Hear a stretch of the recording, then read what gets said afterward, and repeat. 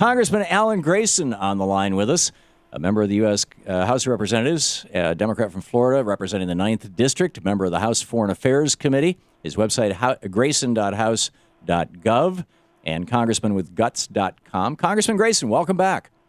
Thanks. Great to be on your show again.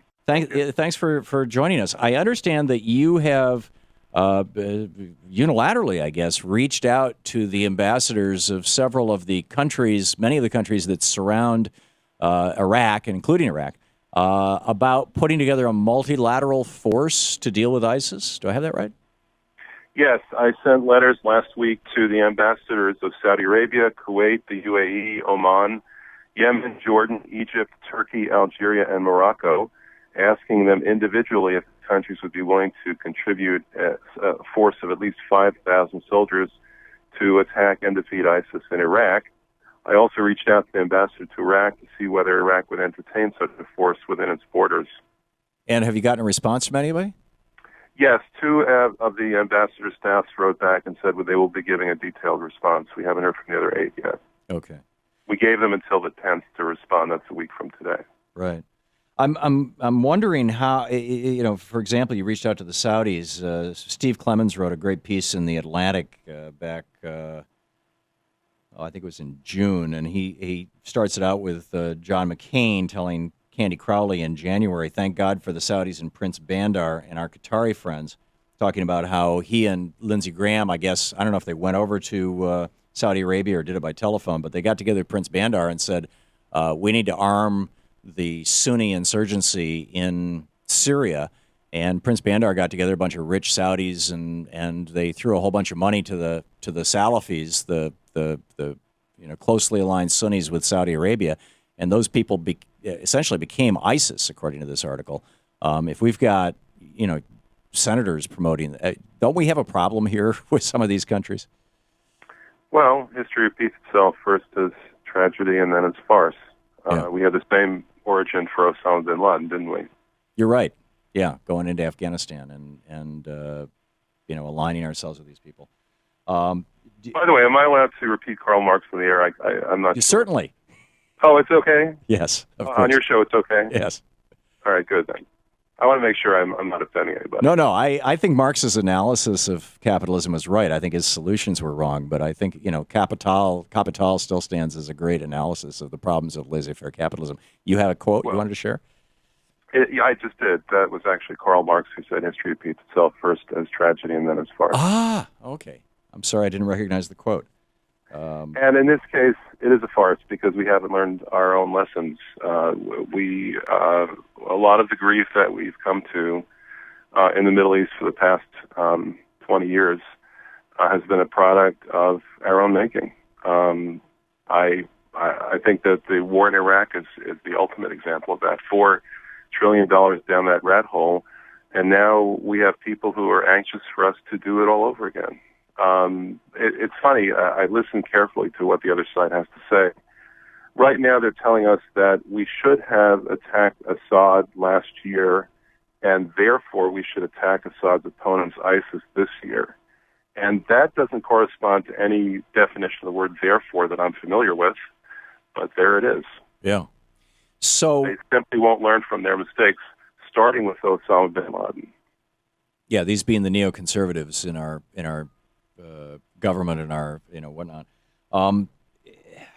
To what how to frame this question? Colin Powell warned George W. Bush about the Pottery Barn rules. You break it, you own it. George W. Bush said, I don't care about that, I'm going to break it. He broke it and never tried to do the you own it, which presumably means you get to glue those pieces back together throughout his presidency. He basically dumped that job on Obama. President Obama got our troops out of Iraq, but didn't do any gluing it back together. There were still 2.5 million refugees and hundreds of thousands of dead people and an infrastructure that had been savaged and ravaged. I think we could agree on the kind of damage that the Bush administration did to the region, and now we've got other failed states. Libya is turning into a failed state now as a result of similar policies. What specifically are you suggesting that we do? Well, first, I think we should stop engaging in bad metaphors. That's always a good start in politics because they come fast and furious. I don't think the correct metaphor is pottery. I think the correct metaphor is Humpty Dumpty. Right. It's never going to go back to the way it was. We can't do it. It's not possible. He sat on the wall and he had a great fall, and we're never going to be able to put Humpty Dumpty back together again. That's not possible. You cannot rewind history. It doesn't work that way. Yeah.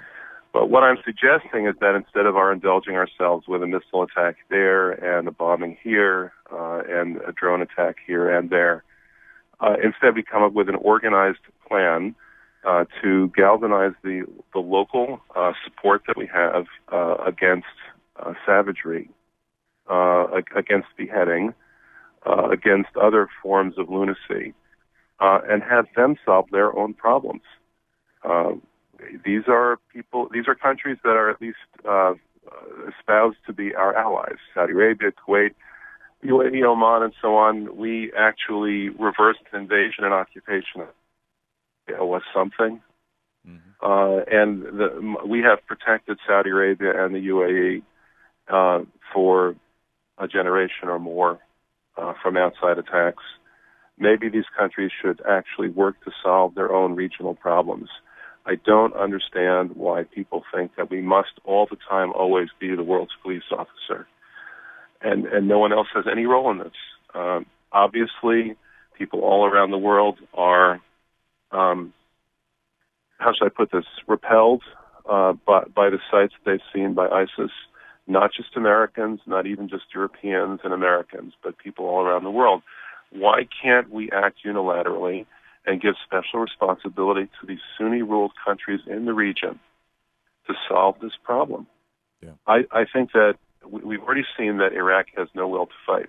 That itself is a shame. As I mentioned a couple of weeks ago, there was one circumstance where ISIS came upon an Iraqi town and announced through bullhorn that they were going to occupy the town, and all the Iraqi soldiers fled. So a bullhorn is now a weapon of mass destruction. There was another circumstance where they were about to occupy another Iraqi town. They got the telephone number for the local army base. They called them up and said, hey, we're coming in a few hours, and all the Iraqi soldiers fled. So we've now established as a fact that Iraq, a country with $100 billion a year in oil revenue, $100 billion a year in oil revenue, and a 1 million man armed force that we created and trained for the course of 10 years at the cost of $4 trillion, 4,000 American lives. We've now established that that country is unable to defend itself and is now occupied, or at least a third of it is now occupied, by a ragtag band of a few hundred lunatics, ISIS. The Iraqi army out by over 2-1 and lost that battle. It lost it. So now the question is there anybody in the entire region, Saudi Arabia, Kuwait, the UAE, Oman, Yemen, Jordan, Egypt, and so on, anybody who's willing to stand up to ISIS? Now, I'm hoping that the answer is yes. I'm hoping that they step forward and actually do what I'm suggesting that they do. I'm hoping the Iraqis accept help. But what does it tell us if they won't? What does it tell us if Iraq won't defend its own borders, if Saudi Arabia, Kuwait, UAE, Oman, all Sunni countries with facing a Sunni problem, these ISIS forces are Sunni fundamentalists, what does it tell us if they won't do anything about it either? Why do we have to solve their problems for them? Why won't they step up? Might it be that what it tells us is that the government in Iraq under Maliki aligned itself with Iran? And when we left, actually even before we left, the first major business that opened in downtown Baghdad was the Bank of Tehran. That this largely Shiite government in Iraq had purged its military and purged its all the cabinet members. It pretty much purged all the Sunnis out. And there's a fair amount of evidence that at least half of ISIS in Iraq is made up of former police officers and military officers from the old Iraq army who may not be crazies, but they just don't, they're not up for Sunnis or Shias running their government. I understand that, but then the question remains, why is an Iraqi army that has something on the order of 600,000 Shias with arms?